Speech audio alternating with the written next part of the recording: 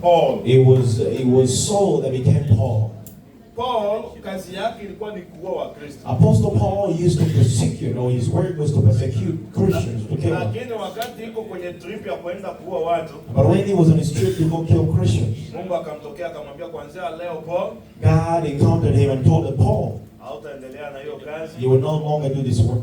Nataka urudi ukanitumikie. I want you to come back to me and work for me or serve me. Mungu alimtokea kwa namna ya miujiza. God revealed himself to him through miracles. Kwa hiyo njia ya kwanza ya watu kupata maono ya maisha, Now, the first way how to receive a vision of life Mungu mwenyewe akutokea akupe wazo. is God himself to reveal himself to you and give you a vision.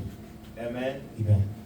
Njia ya pili, The second way, na hii ndo njia ambayo wengi wetu na mimi pia and this is the way that many of us, including myself, tunaweza tukatengeneza maono ya maisha that yetu, we can set up a vision of our life. ni ile kuchukia aina ya vitu fulani ambavyo vimekuzunguka na unaamua kutafuta namna ya kuvitatua. It is hating the things that surround you and finding a way to find a resolution to them. So it means you create a vision based on the problem that you are facing. Inamaanisha unaunda maono kulingana na tatizo unalokumbaniwa nalo. Hivi ndivyo Nehemia alivyotengeneza maono ya kuenda kujenga kuta za Yerusalemu. Kulikuwa na tatizo ya kuta zimebomoka. And this is how Nehemiah received a vision to build the walls of Jericho because they were broken. Maana swali liko hivi, Now this is the question. unataka kazi nzuri, You want a good job. unataka pesa, You want money. unataka ufanikiwe kiuchumi, You want to prosper financially. labda unataka ufanikiwe kielimu, Maybe you want to prosper educationally. lakini maswali ni tanzaje? But now the question is, how can I start? Hapo ndio huwa kuna tatizo. That is where the problem is. Kupitia hayo mambo ambayo yanakuzunguka, changamoto ambazo unahisi hii ndo inasababisha mimi nisifanye hivi, And through the things that surround you, or the challenges that surround you, that are hindering you from doing this, fanya hiyo tatizo kuwa maono yako ya kutaka kuyatatua. you need to make that problem a vision for you to solve.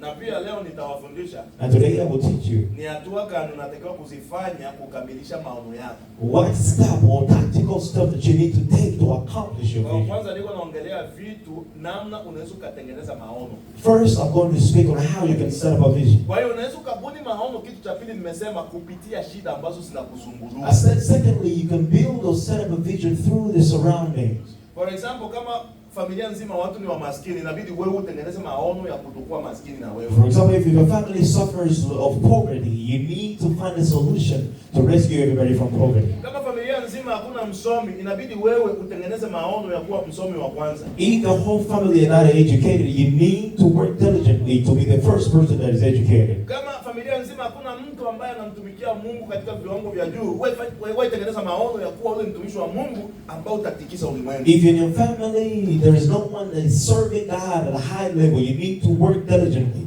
to be that person. Amen. Amen. Na njia nyingine ya tatu ya kutengeneza maono, And the third way to set up a vision ni kuambatana na watu wenye kuwa na maono makubwa makubwa katika maisha. is to fellowship or to follow the people who have big visions in life. Ngoja niwape mfano. Let me give you an example. Unaona kwenye Biblia, You know, in the Bible, ngoja nianze na Musa let me start with Moses na Joshua. and Joshua. Joshua sio ndiye aliyepewa maono ya kupeleka wana wa Israeli Canaan. Joshua was not the one that was commissioned to rescue the people of Israel and take them to Canaan. Lakini wakati Mungu anashindana na Moses, But when God was fighting or arguing with Moses, nani alibeba maono ya Musa ya kufikisha wana wa Israeli Canaan? now who took over the vision or the commission to take the people of Israel to Canaan? Alikuwa Joshua, kwa sababu Joshua alikuwa karibu sana na Musa mwenye maono. It was Joshua who was very close to Moses that had the vision. Ndugu zangu, ngoja nitawapa hata mfano wangu Brethren, I'm going to give you my own example. Mtu unayetembea naye atadetermine wapi utaishia katika maisha. The person that you walk with or you fellowship together with will determine what life you live. Unaona, ngoja niseme hivi. Now let me say this. Kwenye hizi nchi ambazo watu wanakuja, In these countries that we are living or coming, kila kabila every tribe, lina aina fulani ya kazi wanafanya. they have a kind of job that they do. Kwa hiyo wale And waliokupokea now those who received you kwenye hizi nchi, in this country, kama wote wanatumikaka kazi fulani, if they work a certain kind of job, na wewe wakati unafika, and you when you get here, hiyo ndio kazi watakusaidia kutafuta. that is the job that will lead you or will guide you to Wangapi get. tunajua hivyo? How many of us know Wakati that? tunafika South Africa, When we all came to South Africa in those years, Wagana, watu wa Ghana, and the people from Ghana, wao wanatumika sana kwenye masaluni. they all worked in salons. Kwa hiyo Wagana wapi wakikuja, And when the new Ghanaians come to the zao country, wanawaintroduce kwenye makazi ya they all saluni. introduce them to the beauty salons. Sisi wakati tunafika South Africa hiyo miaka ya nyuma, And when we arrived in South Africa many years Wakongomani ago, wengi walikuwa wanatumika kazi za ulinzi za kuzamu. many Congolese were doing security jobs. Sisi wote tulipofika, And when we got there, nilitumika kazi ya uzamu miaka hii I became a security for 3 years, and a half. 3.5 years. Undergrad yangu nilifanya, niko nafanya kazi ya I uzamu. did my undergrad studies while I was a security. Lakini wakati tuko tunafanya ile kazi ya uzamu, But when I was working as a security, niliambia wenzangu, I told my fellow brothers ndugu and zangu, sisters, kisi niko naona hii kazi iko ngumu. the brothers, the way I see how difficult this job is, it means I have to go back to school. Sasa wenzangu walikuwa wanatumika ile kazi, You know, my fellows who were working that were doing the job. wanasevu makuta, They were saving some money, wanatuma makuta nyumbani kuoa wanawake. and they would send money to marry women. Utakuta mtu anarizika tu na ile maisha. You find that somebody was very satisfied or content with the lifestyle. And I looked at the exam and I said, no, this is not Hii possible. maisha ya ulinzi mpaka wapi? This kind of life will not take me anywhere. Tulikuwa tunatumika, unaingia mkazi We were working that you go to work 6 to 6. from Unatoka 6 kuzamu na p.m. to wapi 6 to 6. 6. You know, the security job is from 6 to 6. Na South Africa haulipi per hour. And in South Africa, you don't work on an hourly basis. They give you a salary. Actually, it's the low paying job in South Africa. And it means ni kazi ambayo inalipa kidogo sana pale. Tena kwa South Africa ndo kazi ya kwanza watu kudharau. It means that even in South Africa, that is the job that it despised the South most. Africa ukaambia fi huko zamu hata kupenda. And when you even tell a girl in South Africa that you're a security, they won't even be able to approach or talk to you. Mimi nakumbuka nilikuwa niko naenda mwile kazi I remember when I used to go to the job. So ya bazamu na balaka combat. You know, the security, we have a different kind of uniform that we wear, like military. I used not to put my uniform until I get to my workplace. I will have my uniform in the backpack, and I'll have my tie and my suit like I'm going to the office. But then when I'm about to get to the location where I work, I will change my clothes. And when I saw this kind of life I was living, I said, no, I have to go back to school. My brothers and sisters, young people, you still have a long life to live ahead of you. You need to set up a vision that will help you not to be the same way you are right now. I have my friends in South Africa, even up to today, they're still securities. The way you see me here, I know how to shave hair. You see me here, I don't shave, I don't go to the barber, I shave my own hair. Because I work in a salon or a barber shop for 2 years. But I didn't want to be the same way my whole life. Now you need to look when I was a barber in a barber shop. There were young men who used to come with cars and would cut their hair. And I used to tell my brother that we used to cut hair together. That one day here in South Africa, I will come here with my car and you'll cut my hair. My friend didn't know or understand what I was talking about. I wish wangekuwa mchana ningempigia leo musikie. Natamani they knew what I was talking or called them today and they would hear what they said. Maybe after 5 years, niliparkia kweli gari yangu I parked my car right in front of the barber shop and they cut my hair. Na wakati nalipa, and when I was paying, kama wanalipa $20 mimi nampa $50. if they paid $20 for a haircut, I paid $50. Inakuwa kina transforme mtu baada ya miaka kadhaa. The vision transforms you after many years. Kwa hiyo ninachotaka kusema ni Now what I'm trying to say is this. Ukitembea na watu wa maono, When you walk with people of vision, watakuinfluence na wewe uwe na they maono. will influence you to have a vision as Unaona well. sasa watu ambao sasa mimi nilipokea South Africa, You don't know, the people that I received after I got educated. na wao niliwaleta sasa kwa njia ya masomo. Now I brought them back to the ways of schooling. Na wakasoma. And they went back to school. Niko na marafiki zangu hao wawili. I have two friends of mine. Mimi ndo nilimaliza masomo hapa. That I finished my education before them. And I started working. Baba alikuwa bado yuko Tanzania. And they were still in Tanzania. In 2016, I told them you need to come. Because I had finished my master's program at the time. And I got a good job at the time. And now I had the wealth and the ability to sponsor other people. And I brought them where I was. And I financed them. Two of them. And they accumulated their master's program. And now as I'm talking to you, one of them I brought them here in America. They work in Kentucky. Whoever you connect with will determine how far you go in life. As I am speaking to you, one of them is in France in Science Po University. He's doing his PhD. Why? Because they associated or mingled with somebody that was speaking schooling language. When you sit with me, the language that we are going to be speaking is that what are you doing so that you can be successful tomorrow? Amen. Amen. Now, you have understood the three ways how you can set up a vision. I said that the first one is God Himself to reveal to you. And the second thing, it is through the problems that you see in your family. And let me tell you that I look at my family, my father's side, my father and all my uncles, baba yangu na wajomba wangu, none of them is a successful person. And I look at the side of my uncles, my mom and all the brothers. Mama yangu na ndugu zake wote. None of them prospered in education.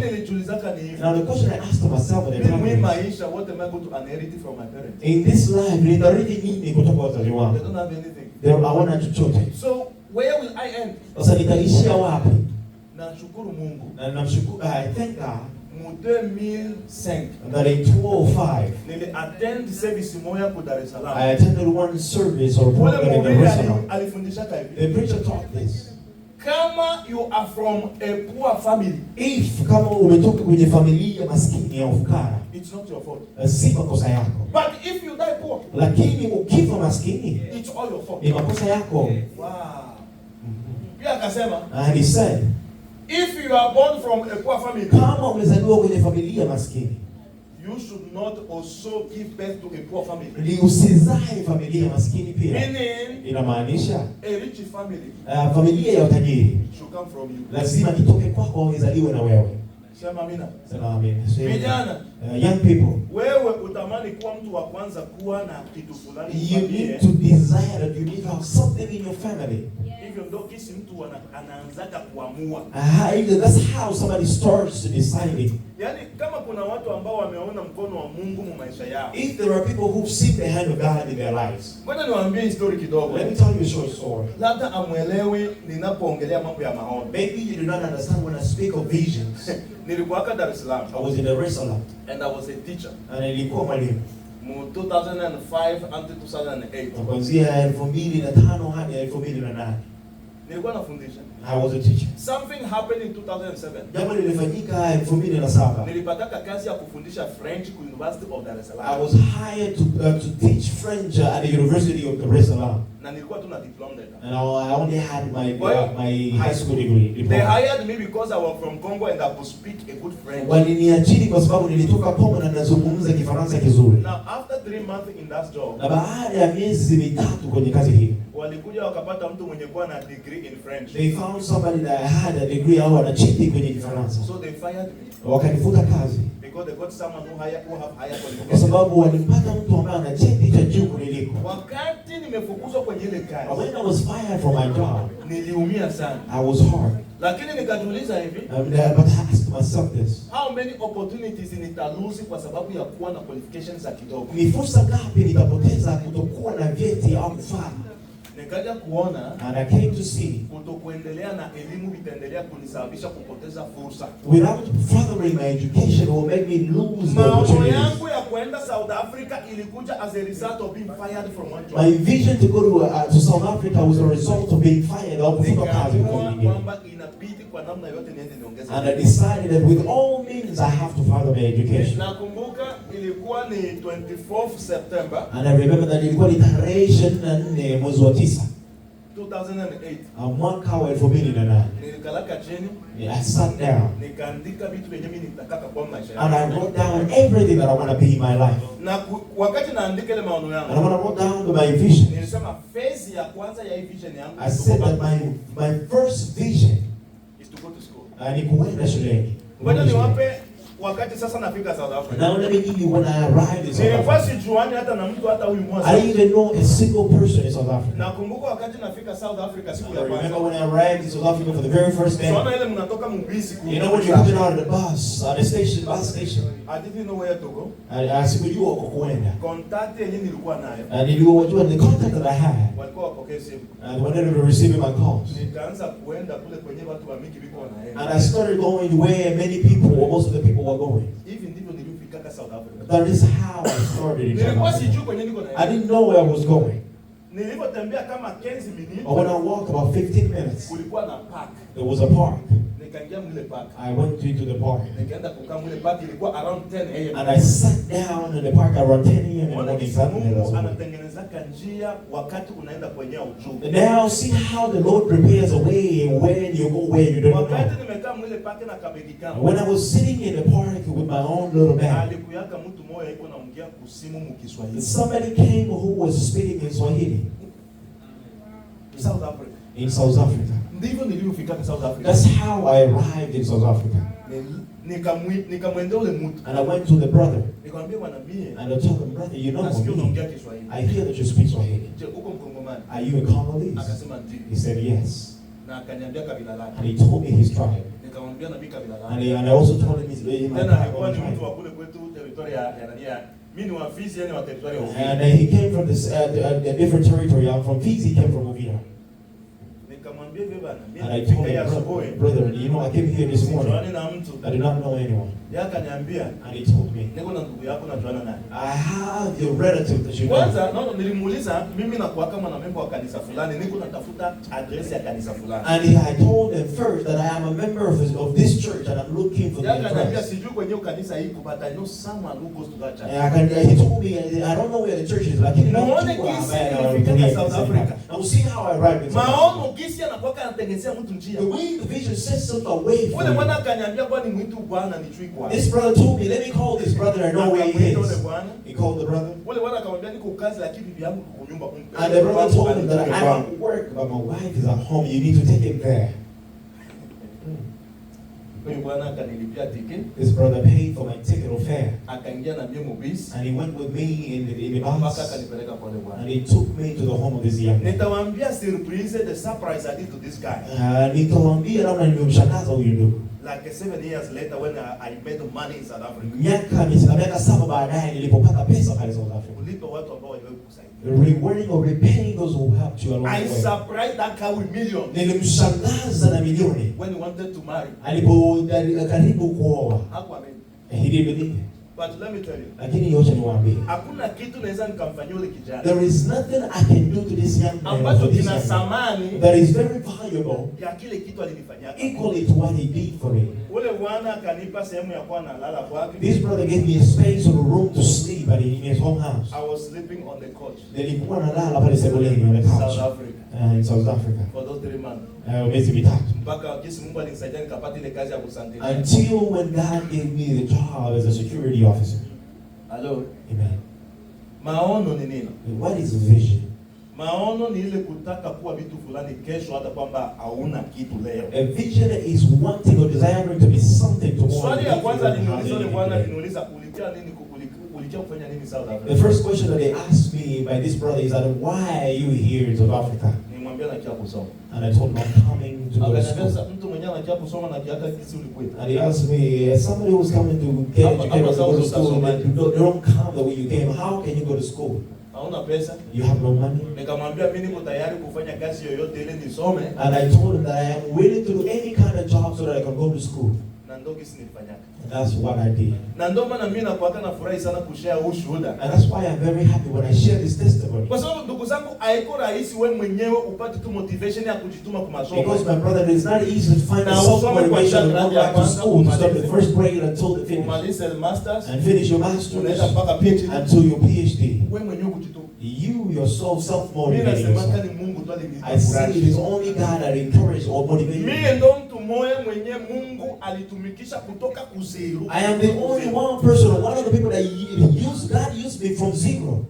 And that's why I'm speaking with you today.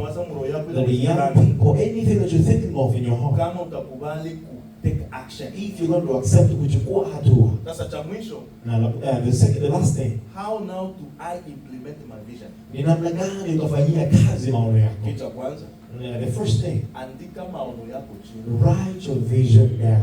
What is it that you want to become? Write it down. Nini unataka uwe? Andika chini. Kama unataka kuwa mfanyabiashara mkubwa, andika chini. If you want to be a great business or entrepreneur, you need to write it down. Say or write down that I would like to be a great entrepreneur. Number 2. And the second thing. What am I supposed to do to become this kind of person that I want to become? Nitafanya nini ili niwe mtu wa aina hii ambayo natamania kuwa? Maana kila kitu unachotaka kuwa katika maisha kina nini cha kufanya? Because everything that you want to do or to become in life has something to do. Kama unataka kuwa mfanyabiashara mkubwa, jiulize ni bidhaa gani unataka kuwa na kununua na kujisha. If you want to be a great entrepreneur, you need to know what kind of business that you want to do. Maana biashara ni nini? Because what is business? Definition yangu ya biashara. Maana yangu ya biashara ni kununua kitu kwa bei ya chini. Is buying something on a cheaper price and selling it at a higher price. A simple definition of business. Ni maana fupi kabisa na rahisi ya biashara. Kununua kitu kwa bei chini. And to sell it on a higher price. Ukiuza kwa bei ya chini. Andika maono yako chini na ujue nini kinachotakiwa kufanyika ili uwe hicho kitu. You need to write the vision down and you need to know what you need to do to become that thing. Amen. Amen. That is the second thing. And the third thing. Uliza watu ambao wamefanikiwa in that area that you want to succeed also.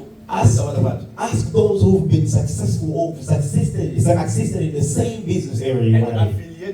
And now jihusishe nao. Waulize maswali. Ask them questions. Mulifanikiwaje? How did you succeed? Kitu cha tatu. And the third thing. Nitapataje pesa ya ku-implement my vision? How am I going to receive or to obtain the capital or the money to implement my vision? This is how you raise capital for any project you want to implement. Even if unavyokumanisha au unapata mtaji wa biashara yoyote. Njia ya kwanza. The first way. Look around yourself. What do you have that is worth money? Tizama kati yako ambalo lina pesa.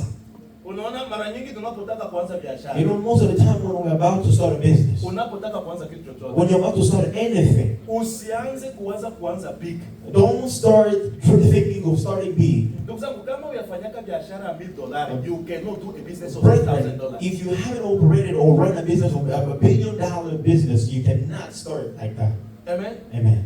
Kama utakuwa naenda China, if you need to go to China, you will be going to China. Kama utakuwa naenda Dubai, if you be going to Dubai, start by supplying from Amazon online. Wanze kununulia kutoka Amazon kwanza. Anza kwanza na kuma business kidogo kwa $600 kwa Amazon. You need to start with a very small business. Learn how to make profit from 500. Jifunze namna ya kupata faida kwa 500. When you know how to make a profit from 500, ukijua namna ya kufaidika katika 500, that experience and knowledge of knowing how to make money out of 500 will help you to make money out of 1,000. Ujuzi huo utakusaidia namna ya kufaidika katika 1,000. Kwa hiyo vision yoyote ile, na hiyo maono yoyote inahitaji kuanzia ku level yako. You need to start on your level. You need to start very low. Sisi hatukwenda South Africa na tukaba professor. We didn't go to South Africa and become professors overnight. Leo ukija, today when you come, ukija South Africa, when you come to South Africa, unakuta tunaendesha gari, and you find that we're driving cars. Unawaza ndio kitu tulianza. You think that is how we started our lives. Ndio maana mko mnafanya mnakuja hapa. That's why when you come here, unaanza ma competition. You start competing with other people. That so and so bought a Dodge, and I'm also going to buy a Dodge. That's why you are broke. And even you will look maskini. So bought a house in that county. Our life runs in phases. Amen. Amen. Amen. Amen. Kwa hiyo kitu cha tano, and the fifth thing kitaka tukusaidia katika kuimplement vision that yako. will help you to implement your vision. Identify environment ambayo itakufanya ufanikiwe. Tambua mazingira yatakayokusaidia kufanikiwa. Unaona mimi nimetokea Kongo. You know, I came from Congo. Nilikomalia Tanzania. I was raised or grew up in Tanzania. Tulikaa makambi ya refugee. We lived in the refugee camps. Kwa nini sikufanikiwa kusoma Tanzania na Kongo? Why did I not succeed when I went to school in Tanzania or in Congo? Kwa ile wakati maisha yangu isingefanikiwa Kongo na Tanzania. At that time I wouldn't have succeeded in Congo or Tanzania. Ilafa niende muinchi kwenye nitatumikisha akili yangu jinsi ya kudependre na mimi mwenyewe. It required me to go to a country that I will use my brain to a level where I depend on my own. Kwa hiyo vijana, inawezekana kabisa Arizona sio sehemu yenyewe Mungu anataka kufanikiwa. Now young people, you need to know that it might be possible that Arizona is not where you're going to succeed. Kuko location haijalishi utafanya nini uweze kufanikiwa. And there is some location that it doesn't matter what you do, you cannot succeed. Na hapa mfano wa Biblia. And I will give you an example with the Biblia Bible. inasema kwamba Mungu alitaka kumbariki Abraham. And the Bible says that God wanted to bless Abraham. Lakini Mungu akamwambia, But God told him, toka katika nyumba ya baba yako na mama yako. leave the house of your mother and father. Uende kuishi yenyewe mimi nitakuonyesha. And go to the country which I will show you. Na kule ndo kwenye nitalifanya jina lako kuwa. And there is where I'm going to make your name to be great. There. Swali yangu ni hivi. And now my question is Mungu this. alikuwa na uwezo wa kufanya jina la Abrahamu kubwa mu nyumba ya baba yake. Did God have the power to make Abraham's name to be great in his father's Mungu house? alikuwa na uwezo. God had the ability and the power. Lakini environment yenyewe alikuwa But hapo. the environment that he was in, Mungu alikuwa anajua mtu kama yuko naishi na wazazi yake. God knew that if you're living with your parents, there would be a barrier. Alikuwa bado angali mu nyumba ya baba. He was still in his father's house. Moja ya vitu vinavyorudisha vijana wetu especially wa kabila langu hapa. One of the things that is setting back our young people, especially the people of my tribe here. Hakuna tatizo, naelewa hapa mortgage iko very expensive. I understand that the mortgages is a very son of a Hii ni conference ya vijana, ngoja niache na ache ibombi. This is a conference of young people. Let me give you this moment. Mnasikia? Are you listening? Wakati mko mnafika hapa mafamilia. When you are arriving and getting here with families, nyewe wote mnakaa nyumba moja. all you guys are sitting or living in one house. Wazazi wananunua nyumba ya vyumba 5 6. Parents are buying houses of 5, 6 bedrooms. And you have three boys. Nyewe wote mnaoea mwile nyumba. And all you guys are getting married in the same house. Tunaelewa mko mnataka kusevu makuta. And we understand that you're trying to save money. Sasa swali iko hivi. And now the question is, mfuate kwanza hapa. I don't know what you need to follow here. Muko baba yako na mama yako. That's your mother and father. Na muko bagarso ba 3. And it's about young men. There's 3 of you in the house. All of you guys get married in the same house. Petit frère yako mu 5 ans na za batoto 4. And now your young brother in these 5 years is giving birth to 5 children in the same house. Mdogo wako naye anazaa watoto 5. And your other young brother 5 children. Mwingine anazaa watoto 6. And the other one 6 children. Tuambiane kweli. Now let us tell each other. Unawaza Afrika enzanye wote familia mtendelea kwa mwe nyumba. Do you think that after 15 years you're going to be able to live in the same house? Nyumba ya mortgage yenyewe mlinunua kulipa panda 30. The house of mortgage is going to pay in a period of 30 years. Yenyewe niko naona hapa. What I'm seeing here, utakuwa na vita kwenye mafamilia kwa nyumba. There will be a battle in these families because of this house. Because one of you guys will say, I'm about to move out. You need to give me back my money that I used to contribute to buy this money, to go to pay off the money. Who is understanding what I'm saying? Hello?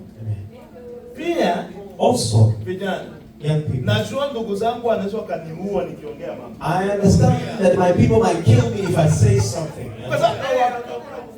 Wazazi wengi hapa wana mpango na watoto wao, wanataka kutumia watoto. Because many parents don't have plans with their children, they just want to use their children. Sasa vijana, wakati ngoja niwaambie, young people, let me tell you, mimi siwezi nikaoa mke wangu nikae na mke wangu nyumba moja na baba yangu. I cannot marry a woman and live with my wife in the same house.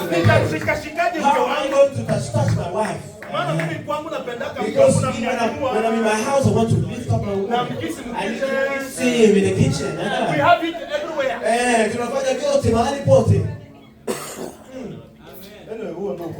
This last truth.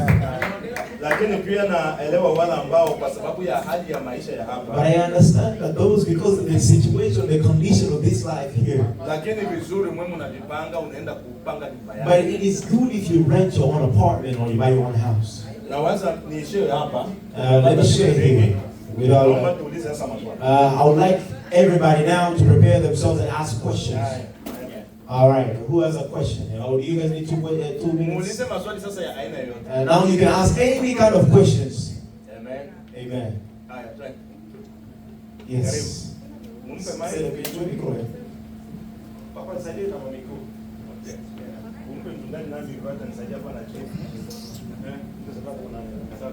There is another one here. So muulize maswali ya aina yoyote. So swali yenye ninayo pale ni pale kwenye niligusia kuhusu kuishi na wazazi. The question that I have is about living with your parents. So sasa tuseme kwa ngambo ya mwanamke. We're saying on the side of the woman. Una vizio ya kabambi. You have a big vision. Lakini unakuta haujaolewa. But you find that you're not married.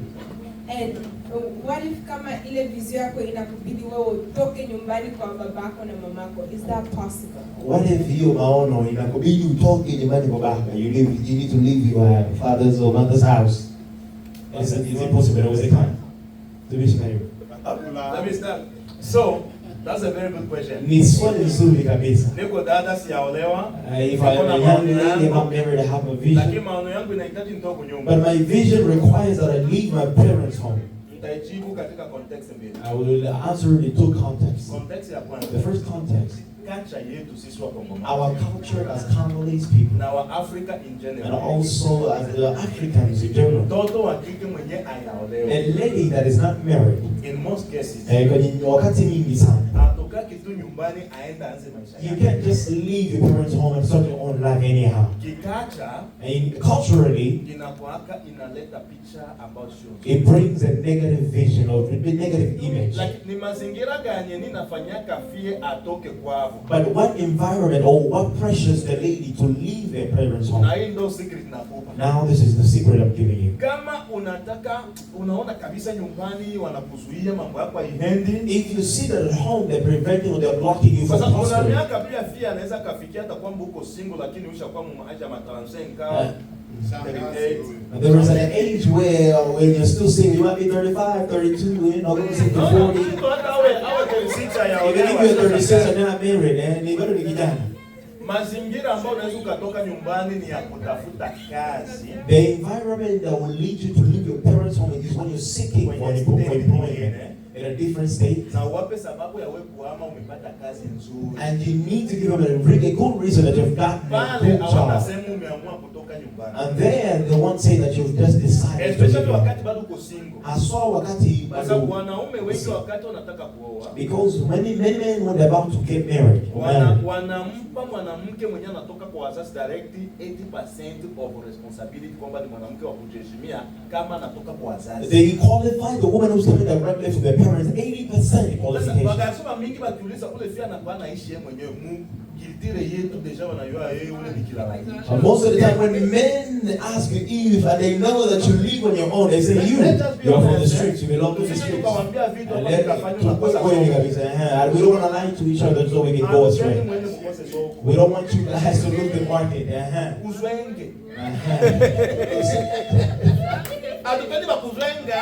We don't want you to lose the market and then stay home.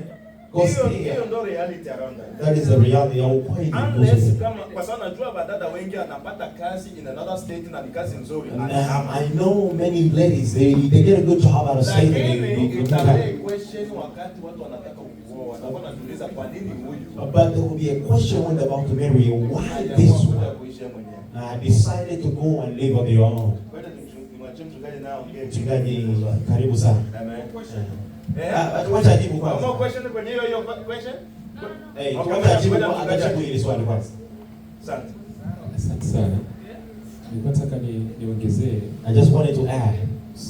Njia nyingine ya kutoka nyumbani, another way that can permit you to leave your home, kama mwanamke, as a woman or a lady, ni elimu. it is education. Kwa sababu elimu ile ambayo utaipata, because the education that you're going to attain, kama wewe ni mtu na unatembea na ukweli ndani yako, if you're someone that walks with integrity or truth in you, mzazi wowote hawezi akakataa utoke nyumbani uende ukasome. no parent will refuse or decline you from going to school. Kama wewe ni mtu na ukweli ndani yako, if you're very integrable, amen. Kwa sababu kama tulifunzwa kwamba mzazi wowote, because we've been taught like any parent, akijua kwamba mtoto wake anatoka anaenda ataleta faida baadaye, when they know that when their child is living, they're going to bring a benefit later on or a profit, hakuna njia nyingine anaweza kumzuia. There is no any other way that they're going to block or decline their profits. Hizi simu tuko nazo sisi. For example, the phones that we have. Hivi iPhone tunazo. Ukitaka kununua iPhone, when you want to buy an iPhone, hivi unaweza ukaenda kwenye Samsung ukinunua iPhone pale. Can you go to the Samsung store and buy an iPhone? It's not possible. Ile iPhone haipo kwao. Pale ni nyumba ya Samsung. It means that the iPhone does not belong there. It's Samsung. So only. Kuna heshima kubwa sana kwa sisi wanaume kwenda kumwoa mwanamke ambaye ametoka nyumbani. There is a great honor and a reputation when we marry a lady from their home. Lakini sio kwamba ni pale ndio lazima tu tukawe nyumbani. But it does not mean that we should always stay home.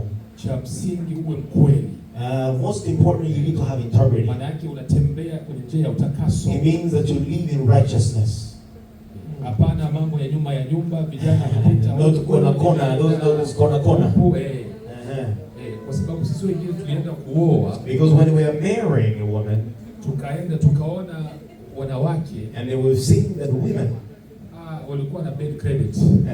Credit yao ni mbaya sana. Bad credit ilikuwa mbaya sana. Sifa ni mbaya. Mnaelewa bad credit. Tunaelewa kabisa. Amen. Okay, swali lingine. Tumejibu swali hapo. Okay. Yeah. Twende. Mpe mic. Okay. Nilitauliza jana nisema like wewe kama mwanaume ushakuwa through like 3 relationships, right? Sasa shi mwanamke, what if na mie na date like that? Okay. Is it fine? Like me na date huyu but like me na date huyu maana characters mimi napenda. Mimi naye. Mimi nenda kwa mwingine naye ana. Can I also keep going until I find the right one? Okay. That's a good question. This is a good question. I'm not saying like I'm sleeping with them or anything. I'm just going through the experience and then you Okay. I got the right one. That's a good question. Amen. Wow. Yes, sir. Okay. So can I answer? Okay. So vijana, I like this kind of stuff. Ndio napenda maswali kama haya. Kitu cha kwanza ni hivi. Now you need to picture this. For wadada, to women, based on my experience, kulingana na mapito yangu ya maisha, hakuna dada, there is no woman. Mimi moja ya vitu na kwa nauliza mwanamke mwenyewe nilikuwa napendana na hizo wakati. One of the things that I asked any woman that I dated back then, nilikuwa nauliza, je, uko kwenye mahusiano? I used to ask, are you in a relationship? Sasa wadada, and now women, kama aisha kupenda, if they really like you, they interested, and they want to give you a chance, hata kwamba iko na mtu, even if they have somebody, wakati huo atasema, at that time they will tell you, nilikuwa na mtu lakini haiko serious. I had somebody but it's not serious. Naanzia kwanza hapo, I will start there. Sawa? I have somebody but it is not serious. Sasa kama uko na mtu, vijana wenyewe mjue kutongoza muziki na hapo you need to know how to approach this lady. Akikwambia no niko na mtu lakini haiko serious. If a woman tells you I have somebody but it is not serious, unatakiwa mwambie nini? What do you need to tell them? Sikiliza. Listen, young man. Sasa kama uko na mtu haiko serious, if you have somebody who is not serious with you, nakupenda sana. I love you so much. Najisi iko na kuona vraiment. And the way I see you truly, kila nikikuona roho yangu when I see you, my heart, vijana mko mnasikia unanisikia? Young people, young men, are you listening? Ndio kisa unasemesha mwanamke. That's how you talk to women. Sasa swali ameniuliza ni hivi. Now the question that she asked me Sasa is, pastor, now pastor, kama mimi mtu ananipenda if somebody likes me na iko serious, and they're interested in their naweza analysis, nikawapa na mimi naweza nikawa naachana na huyu naenda am I also allowed to leave this one or break up with this one and go to the next one? hata kwamba hautatuambia unasemaka Even unafanyaka. if you don't tell us that you do, Wanawake nao women too walio also. wengi mpaka wakuje wafike kuolewa, Many of them, even when they get to the point of getting married, wanapitiaka relationship. they go through many relationships. Utofauti ni kwamba The wanawake difference wanawake is, walio wengi many women, kupitia relationship nyingi haimaanishi kutembea na wanaume wengi. when you go through many relationships, doesn't mean sleeping with Hata many mimi men. kusema kwamba nilitongoza wanawake wengi, Even when I said that I dated a lot of women, doesn't mean that I slept with them. No, sikufanya hivyo. I didn't do that. Lakini ile experience ya kwamba nilikatana na huyu nikaanza na mwingine, But the experience that I left this one, I wanted to repeat it people high. sasa swali nijibu sasa swali And langu. now to answer your question, The same way sisi wanaume tunavyofanya, the same way the men we do, we go after ladies that we like and love. tunawatafuta wanawake tunawapenda na Mwanamke kufurahia. naye iko na uhuru wa kuenda Na na vile yule vile mtu mwanamke mwenye naye ana anafurahia. uhuru wa kwenda kutafuta, to look for somebody that you like and Kitu interested in. ambacho sikuwaki na shauri, One thing that I don't advise people, ambacho mimi sikufanyaka that I didn't do mu maisha yangu ya vijana, in my youth life, sikuwahi date two women I at didn't once. date wanawake wawili mara moja, Kwa sababu nilikuwa na date na lengo la kutaka kuoa. because I was dating with the aim of marrying or getting married. Sikukuwa na date mtu wakati mmoja wanawake I wawili. didn't date two women at the same time. Tatizo sasa ni wakati huu Now the problem is at this time, vijana wengi wanatamaa. many men are lustful, Kuna vijana greedy, and they're young men, ambao anakuwa na mwanamke mwenyewe ataoa that they have a woman that they're interested in marrying, na mwanamke wa kumridhisha tamaa za mwili. and a woman to satisfy the flesh. Na ndio maana walio wengi And that's why many of us, wanawapa wanawake mimba ambao hawakuwa wanapanga kuoa, they impregnate the women that they didn't plan to marry. na wanawakataa kwa sababu alikuwa na huyu ni watu wa They sex, even refused to marry them because this one was only for sex, na huyu alikuwa ni watu wa kutaka kuoa. and the other one was for the plan of the future. Kwa hiyo vijana, And now young people, dada, na wewe una haki kabisa kama huyu sister, you kijana have the right, just like the young man. haiko na kuonyesha usawasawa wa If kwenye they're not anakupeleka. showing you a full focus where they're taking Una you, haki ya kumtampu. you have the right to dump them and go to the next one. Inaruhusiwa. It is permitted. Kama unaona kijana jeku mwanze na relationship, If you see that since you started in relationships, wewe deja huko mwile asha unatafuta bana wa kukuoa. and you're in any way looking for somebody to marry you, Ngoja niwaambie alama ya kujua mwanaume mwenyewe ana mpango wa kukuoa. let me tell you the sign and symptoms of somebody who has no plan to marry you. Niwaambie. Ngoja niwaambie. Let me tell you. Alama ya kujua garson mwenye anakutongoza lakini hana mpango wa kukuoa. The signs of a young man who doesn't have a plan to marry you. Every time you ask them, Hivi sheri. and now, Kuna my programu dear, gani kuhusu kuoana? what's your plan about Msikie marriage? kisu anapapa na jibu. Now listen or hear how they respond. Nishakwambia vitu aiombe haraka. See, darling, I told you we don't need to rush this thing, eh? Unaona maisha jinsi iko magumu. You know how life is very difficult, eh? Ndipo tujipange kwanza. We need to prepare ourselves properly. Kila ukimuuliza Every time you ask them, anakuhaki na jibu it straight. doesn't give you a straight Hiyo ni answer. alama ya avantage. That is a sign of a player. Garso yeyote mwenye ashadeside kuoa Any guy that has decided to marry, anakuhaka na jibu yenye iko straight. they have an answer that is very straight that I'm going to marry you under this time period. I know these things because I've gone through experience. I experienced these things because I told the ladies this. You can lie to anybody else, but not me. And the other thing that they do, Bagarso benye abako interese kukuoa young men that are not interested in marrying biko you, natafuta vitu tofauti. they are looking for different things. Banafanyaka hivi. They do this. Wakati wowote uko namuuliza kuhusu familia yake. Anytime you ask them about their family, nataka nije kuvisite familia. I would like to come visit your family or see your family. Unajua mama yangu iko na niukuzeni sio familia yenu. Mama is supposed to marry. Atakuwa nakupa ma excuse yote ili usikutane na familia yake. So many excuses not to meet their family. Ngoja niishie kwanza pale. Let me finish there. Pastor utaongezea mchungaji pale pia. Ile swali. And then we'll go to the next question. Ngoja ajibu kwanza. Give us a response and then we'll go to the next question. Hivi vitu vinawafurahisha? You happy with this thing, eh? Vijana mnafurahi? Uliza swali ili huzuni itoke.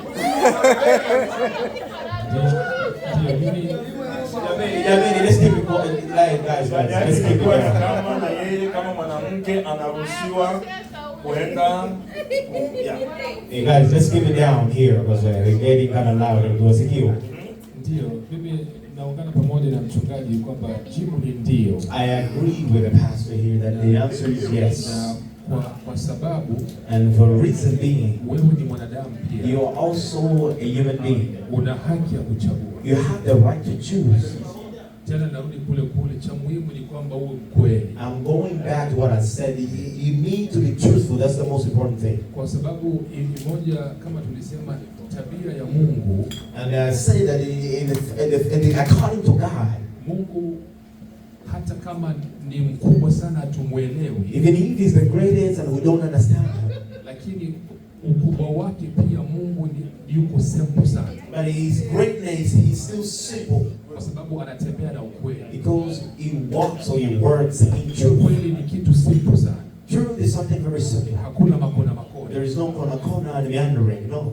Sasa nataka nichukue nafasi hii na mimi niulize hii swali. I would like to take this opportunity to ask this question. Kwa sababu na mimi nijifunze. So that I can learn my. Kuna mtu mmoja aliniuliza. Somebody asked me.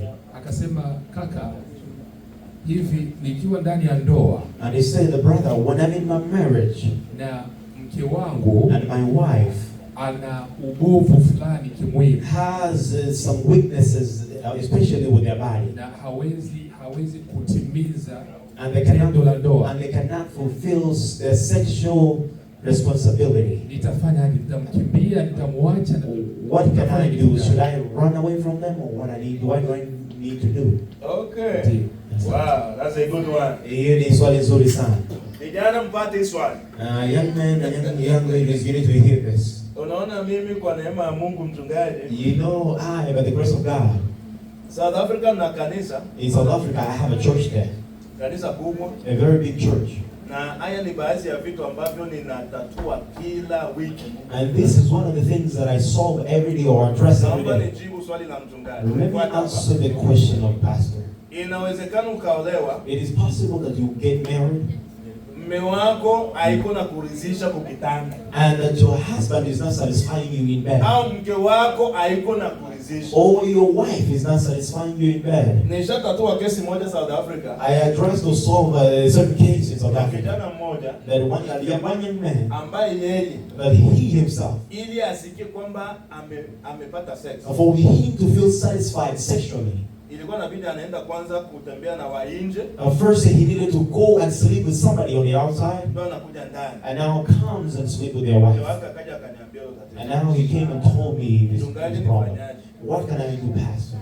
So, nataka nianze kwa kusema hivi. I would like to start by saying this. Wakati wowote unaingia kwenye maagano ya ndoa. Anytime that you get in a covenant of marriage. Hauwezi tena ukatoka. You cannot go outside of it. Hauwezi ukaenda nje hiyo ndoa. You cannot go out of wedlock. Na ndio maana. And that is why. Tunashauri. We are advising. Kijana kama unajua uko important, hauwezi ukafanya kazi. If it's a young man you know that you is important, you cannot do the job. Tunakataa usiowe. And that we are refusing that you not marry. Kama unajua una udhaifu wa kiume. If you know that you have a manly weakness. Kama wachungaji hatukuruhusu kuoa. As pastors we are not allowing you or permitting you to marry. And we have a case of one pastor in Dar es Salaam. Alikuwa ana madhaifu ya kutokutumika. He had weaknesses to do something in bed. Lakini wakamshauria kwa imani ulionayo ndani ya Mungu, labda Mungu atakuponya ukioa. But they advised him that with the faith that you have in God, maybe God will heal you when you marry. Akaenda kuoa. He went ahead and married somebody. Wakati wako kwenye honeymoon, and when they were on a honeymoon, akamwambia mwanamke, afatu oane, nilikuwa kwenye mfungo wa maombi wa wiki nzima. And he told his wife that before I marry you, I was in a program of 1 week. Kwa hiyo naomba tusifanye kitu chochote. And he asked the wife not to do any sexual intercourse. The week went by. Wakarudia nyumbani. And they went back home.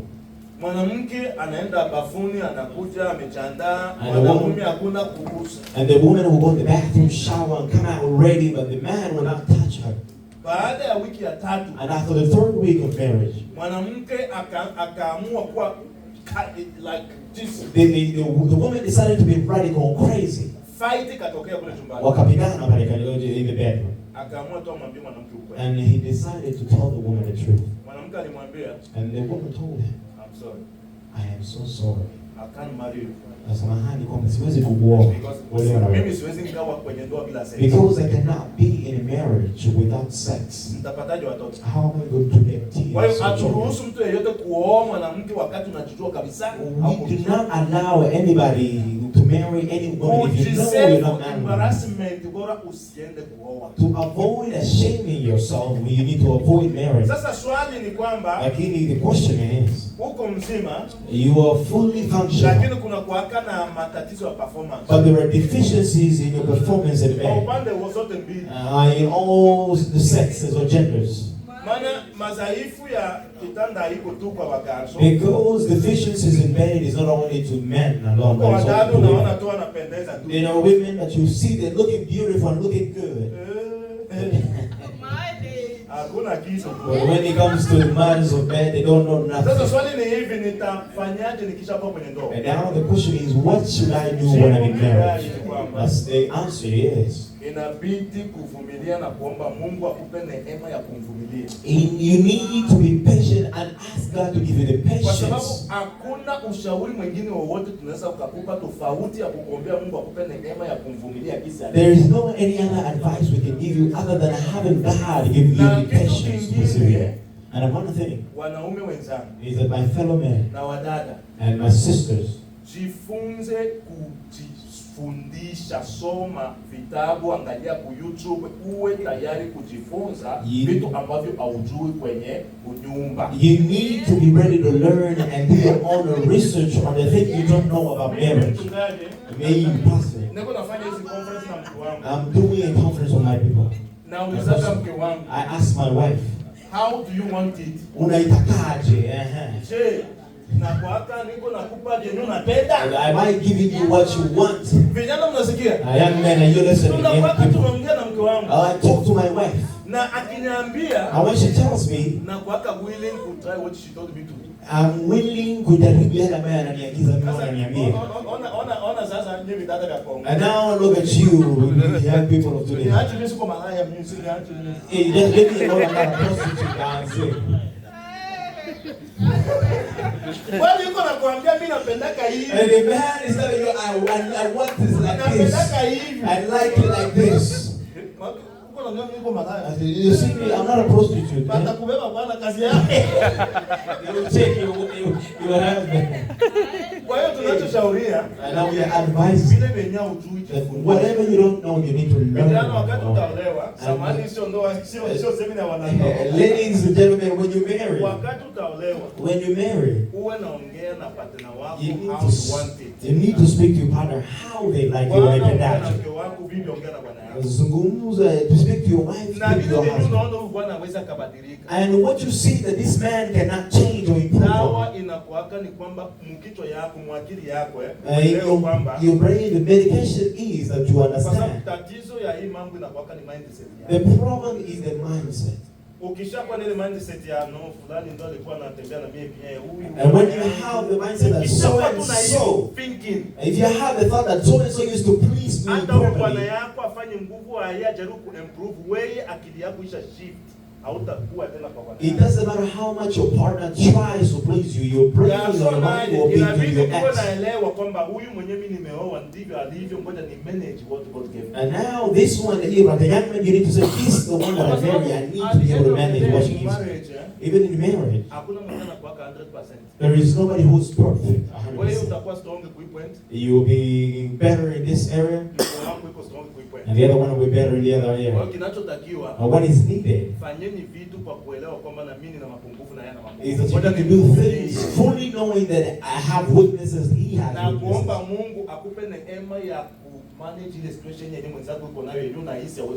And to pray to God that you be able to manage the weaknesses so that you can persevere. Because this is not a marriage counseling or seminar. In a marriage seminar, we say things that maybe you might crack up and laugh about it. So let me allow the other questions. Amen. Okay. Swali lingine la mwisho tuende. Okay. Tuanze kwanza yeye alikuwa kwanza ndio tunakuja hapa ndio tunakuja hapa. Ila mfanye sasa tumalize swali la mwisho hizo. Ni watatu ndio za mwisho. Okay. Karibu. Hatutalala tuko. Okay. Karibu. Swali linakuja hivi. Question is ameuliza swali ukajibu kutokana na Deus upande wa wanawake au kujibu upande wa wanaume. So upande wa wanaume tunaendaje? So na sisi wanaume pia tunakuwa tunauliza, je, uko tayari kuingia kwenye marriage au uko tayari nikuje nikuone?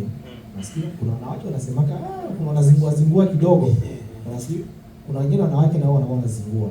So mwanamke kama wewe na yakitokea na kuzingua hivyo, what do you do or what okay. Jibu iko wazi. Kama mwanamke wewe umempenda na malengo ya kutaka kumuoa na haeleweki, you love this woman, you like to marry her, but then now you like touching the bride. Ndugu yangu, tutawajuaje? Okay. Iko simple. Very simple. Ngoja niwaambie wakati mimi nataka kuanza kuoa. Let me tell you when I was preparing to get married. Vijana msikie, this is how I was proposing.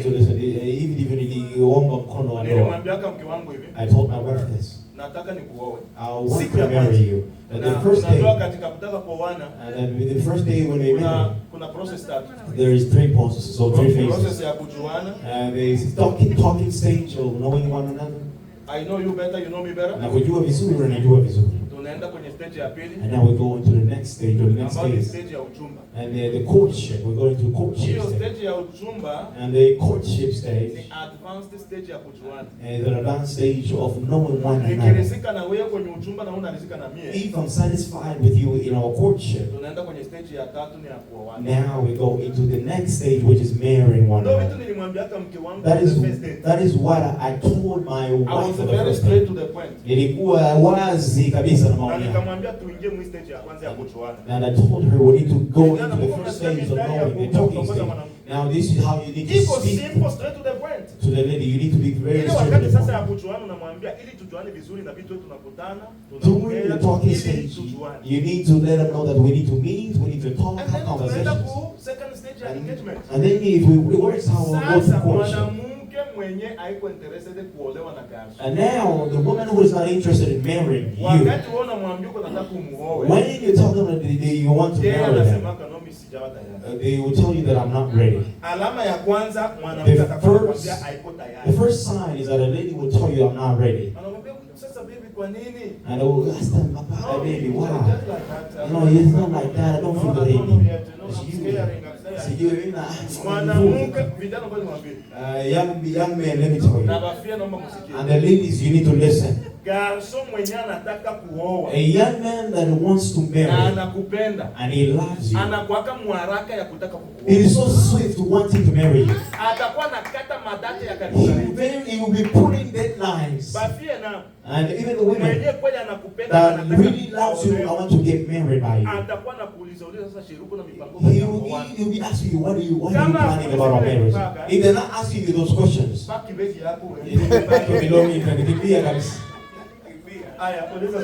for your life, brother.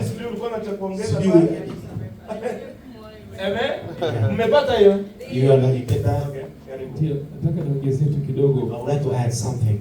Ishara nyingine ya kujua malengo Another sign to know somebody's purpose or reason. Ni kufuatana na maswali ambayo mtakuwa mnaulizana nyote. It also depends on the questions that you're going to ask one another. Kama ninyi mko kwenye mahusiano ya kujuana, if you're in a relationship and you're in the talking stage, kama huwa tu mnaulizana siku yako ilikuwaje?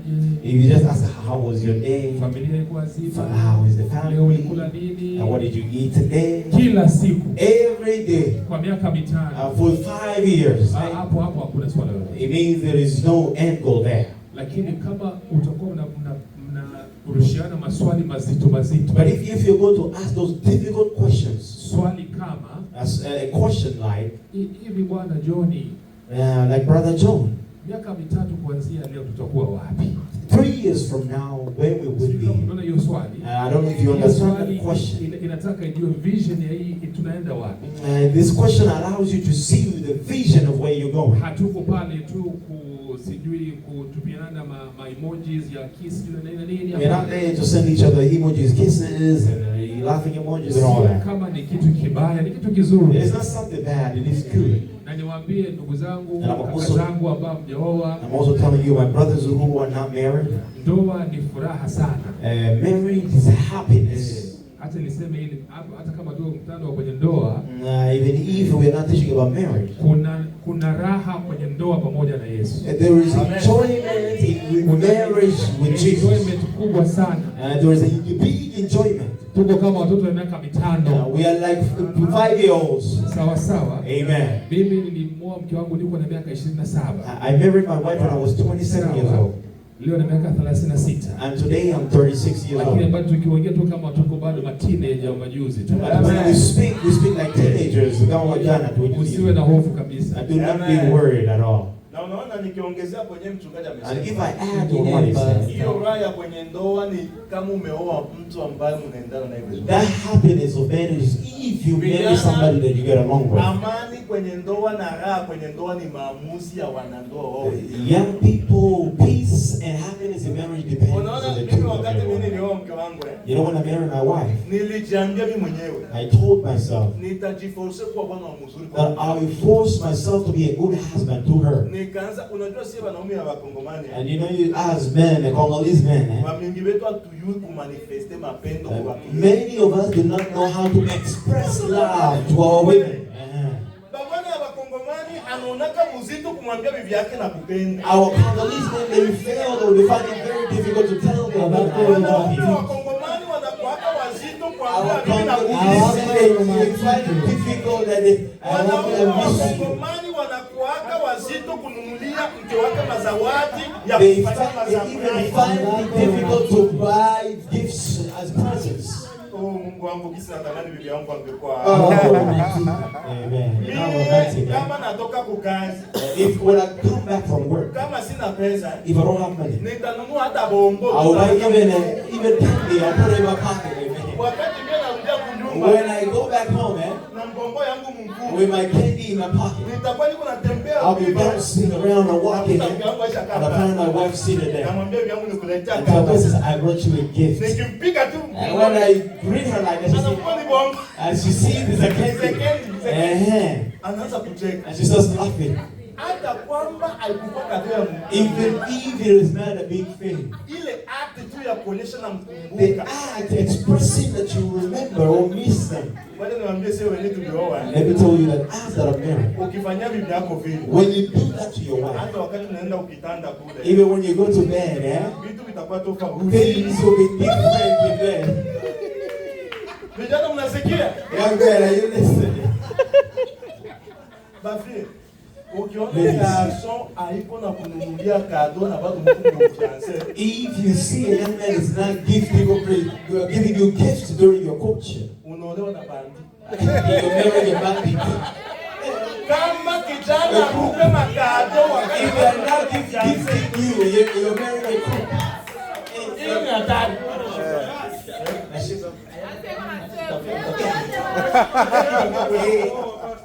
Wagarso jifunze kuwapa wadada mazawadi. Young men, learn how to Wanawake gift your wanapenda kutunzwa. women. Like being taken care of. Anyway. Tuende kwanza kusoma zingine sasa hapa. Ndio tunataka pale.